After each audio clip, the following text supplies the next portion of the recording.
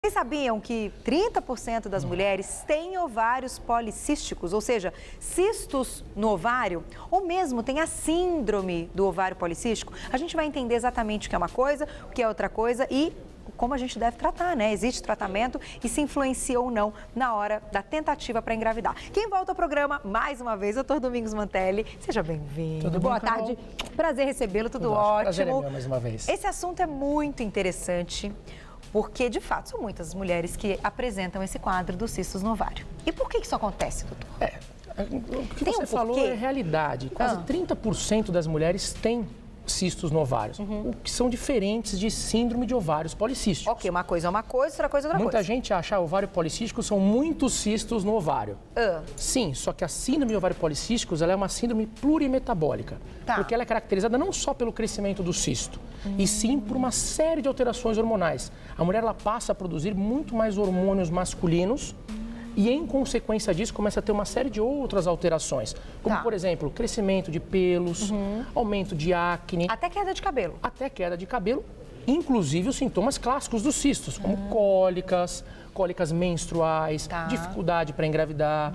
Tem uma série de alterações referente à síndrome de ovários policísticos. Então, assim, nem toda mulher que tem ovários policísticos tem a síndrome.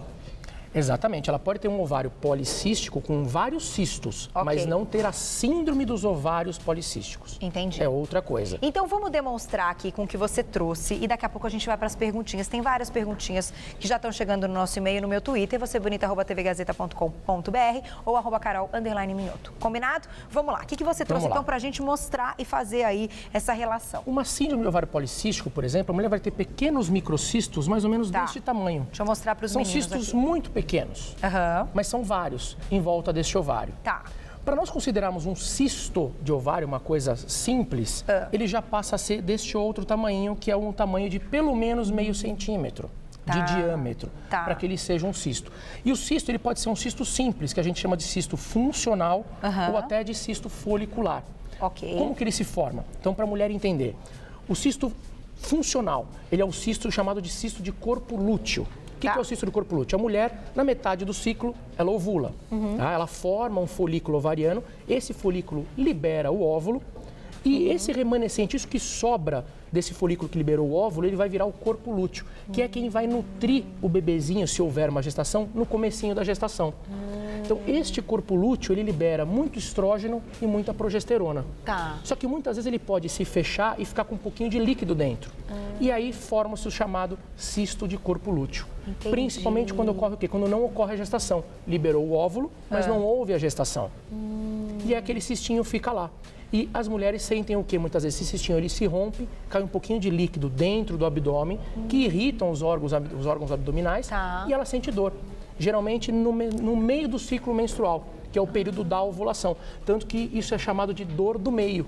É muito comum a mulher nesse período da ovulação ter esse tipo de dor. Que é uma Nada cólica. mais é do que a ovulação dela que ocorreu e esse corpo lúteo acabou formando um cistinho que rompeu e caiu líquido na cavidade. Então, neste caso, esse cisto, ele não causa nenhum problema. Nenhum problema, totalmente benigno, vai regredir dentro de alguns dias, às vezes pode demorar até uns 2 a 3 meses para ele regredir, mas ele vai regredir, ele não interfere na fertilidade da mulher em nada. Em nada. Então, esse é o cisto de corpo lúteo, ou cisto funcional, muitas vezes é chamado. E o outro cisto? Existe o cisto folicular, que é a mesma coisa, mas é quando esse folículo não liberou o óvulo. A mulher não chegou nem a ovular.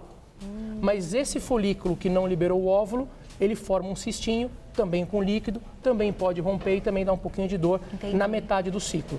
Também chamado de dor do meio, porém, nesse caso, a mulher não ovulou.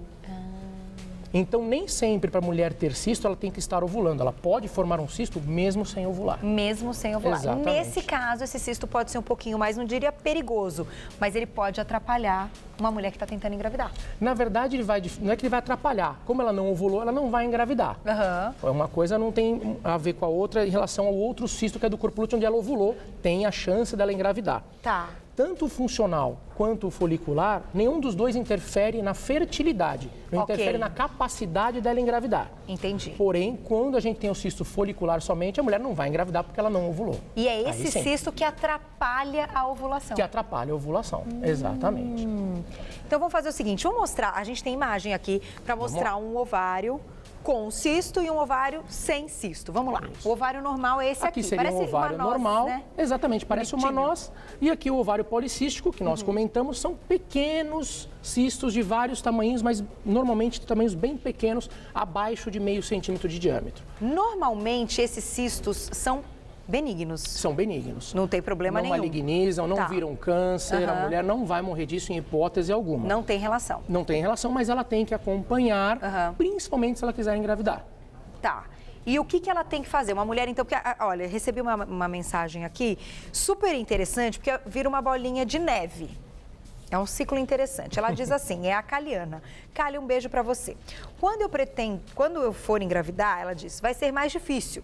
Porque eu já parei de tomar remédio, eu acho que é a pílula, uma vez, e os meus cistos aumentaram.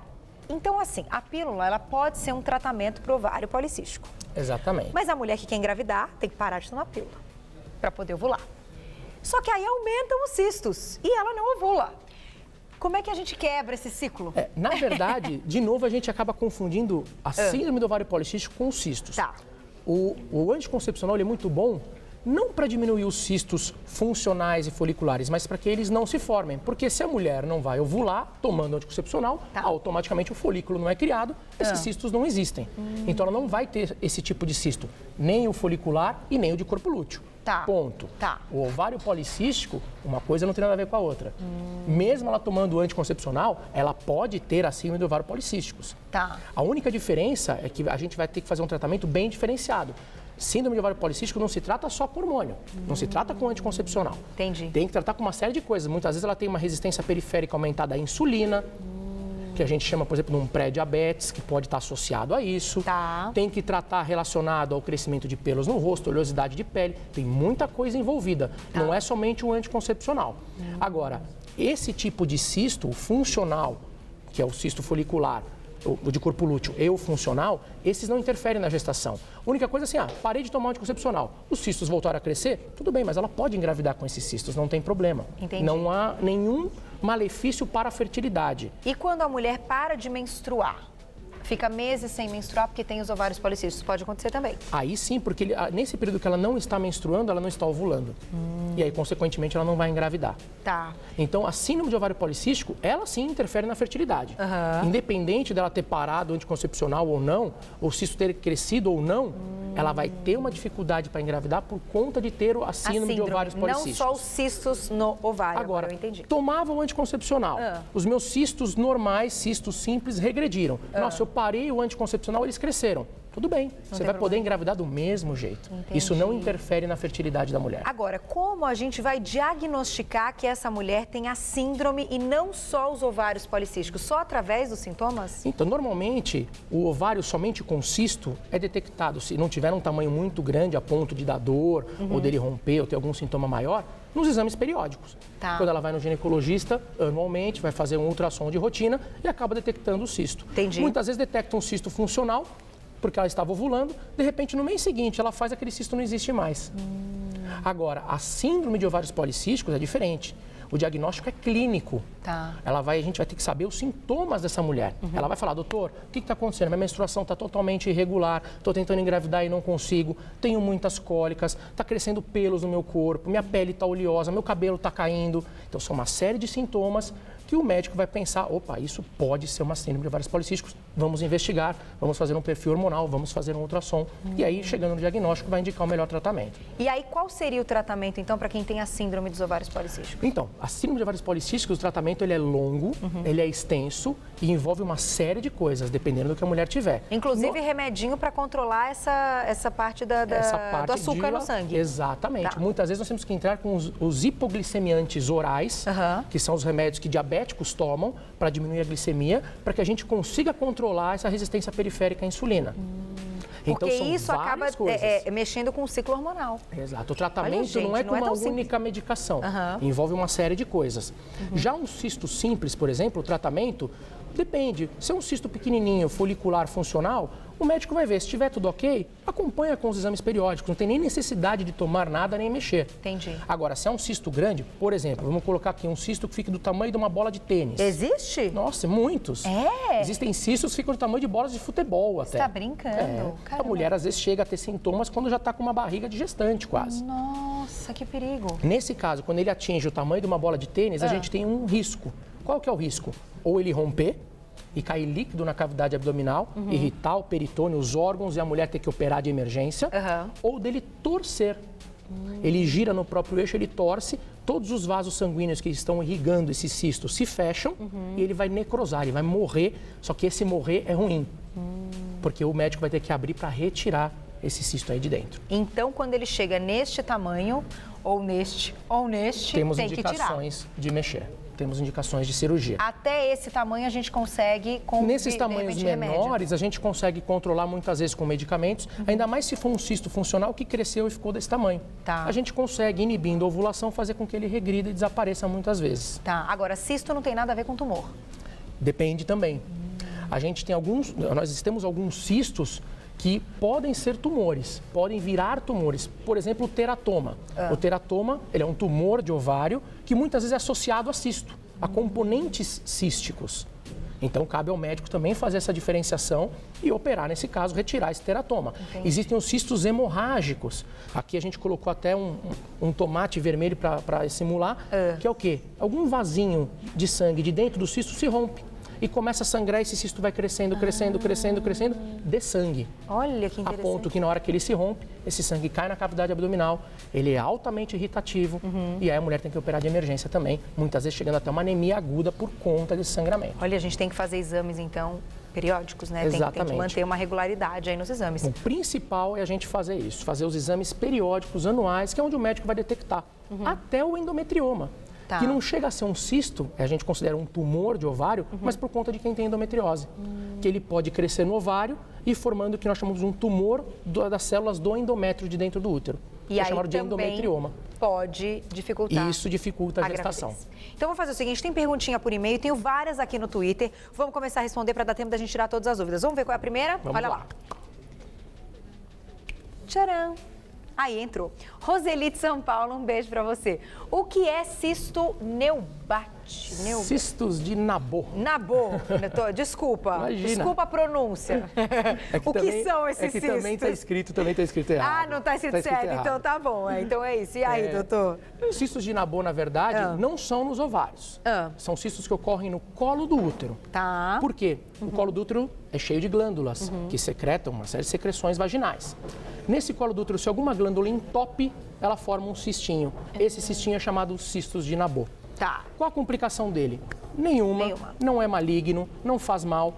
Única coisa que pode acontecer, na hora de uma relação sexual, pode haver um sangramento. O cisto pode sangrar. Tá. E a mulher às vezes confunde, nossa, minha menstruação está irregular. Na verdade, a menstruação não está irregular, é o cistinho que sangrou. Entendi. Tratamento simples, muitas vezes com uma cauterização, o médico resolve o problema. É o suficiente. É bem tranquilo. Eu vou fazer uma perguntinha aqui da Thaís. Thaís, um beijo pra você. Ela tá contando que ela tinha ovários com micropolicísticos. Isso. E não menstruava há 2 meses. Aí ela diz, engravidei no 3º mês, mesmo não menstruando.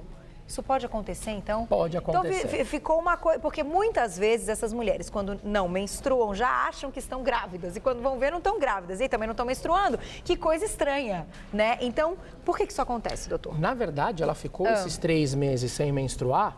Na verdade, ela menstruou. Na sequência, ela engravidou. Por isso que ela não estava mais menstruando. Pode acontecer da gente ter um ciclo onde a mulher ovula e não menstrue? Pode. Tá. É extremamente raro. Não é o usual. Entendi. Normalmente, se a mulher menstrua, é porque não houve a gestação, Tá. portanto, esse endométrio é descamado e é descartado pelo organismo.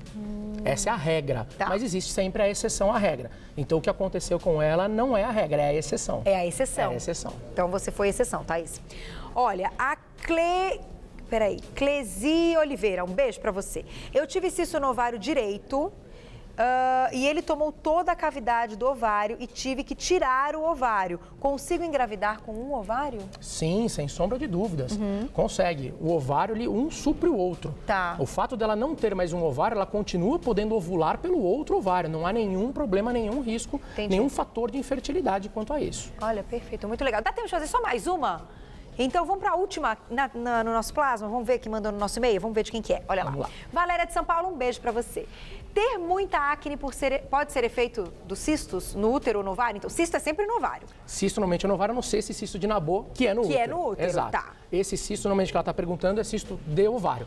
Pode sim, principalmente tem que ser investigado a síndrome de ovários policísticos, que é muito comum para quem tem acne, porque os hormônios estão irregulares, consequentemente, pele oleosa, gera mais acne, queda de cabelo, uma série de coisas. Então é por isso que muitos dermatologistas, isso eu já ouvi, quando vão tratar a acne, um quadro de acne, olha e fala assim, acho que você está precisando ir ao ginecologista. Exatamente. Porque esse quadro pode ter relação aí com os ovários É policísticos. muito comum o ginecologista trabalhar junto com o dermatologista nesse caso. É extremamente importante. E geralmente quem faz o diagnóstico é o dermatologista. Que a mulher apresenta pele oleosa, acne, procura o dermatologista. Entendi. O próprio dermatologista faz o diagnóstico e encaminha ao ginecologista. Gente, tá vendo como tem que procurar o médico mesmo, tirar todas as dúvidas, mas acho que deu para entender. E assim, não pode se apavorar, principalmente para as mulheres que estão tentando engravidar. Procure um médico, faça o tratamento direitinho que vai dar tudo certo. Sem sombra de dúvidas. Quem quiser saber mais sobre o assunto, pode acessar o www.domingosmantelli, Mantelli com 2 L's e no final, domingosmantelli.com.br. Pode mandar e-mails pro doutor, que ele sempre responde, né, doutor? Sempre. Eu sei que ele trabalha muito, os partos aí que não acabam mais. Cada a coisa Deus. boa, né? É uma Muito delícia. nenenzinho chegando, mas ele responde todos os e-mails. Então, se tiverem dúvidas, pode entrar em contato com o doutor Domingos e você volta, né? Sem sombra de Te dúvidas. espero. Obrigada, viu? Obrigado, Até a Carol. próxima. Não Até a demore. próxima. Mande um beijo pra esposa. Mando sim. Beijo, até. Beijão. Olha que pauta